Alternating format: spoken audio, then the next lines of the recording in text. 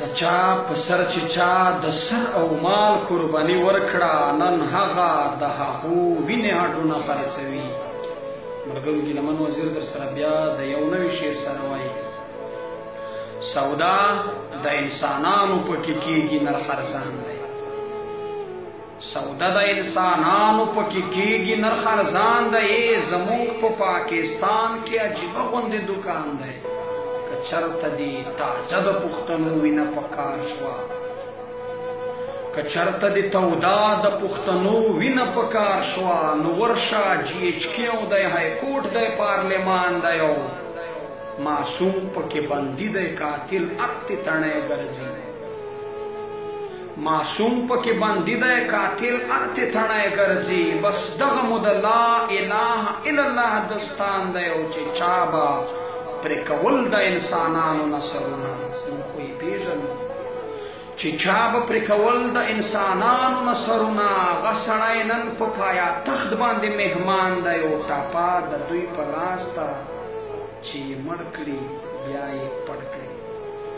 ټپه د دوی په لاس ته هم یې مړ کړي هم یې پړ کړي. چې دغه ترهګرو چې پښتون دی او افغان دی، ټپه د دوی په لاس ته هم یې مړ کړي هم یې پړ کړي. چې دغه ترهګر دی چې پښتون دی او افغان دی، او جمع کې د اسلام یې شروع کړي دي مرګ ژوبله. جامه کې د اسلام یې شروع کړي دي مرګ ژوبله. دا نه ګوري ملګرو چې کافر که مسلمان دی. شیطانه دوکانداره بس دی دا کاروبار پرېږده. شیطانه دوکانداره بس دی دا کاروبار پرېږده. قسم درته کومه چې په دې کې دې تاوان دی.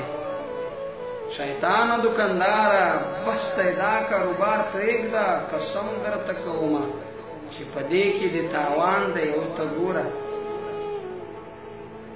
ګوره چې د نن هم ما د حق خبره وکړه.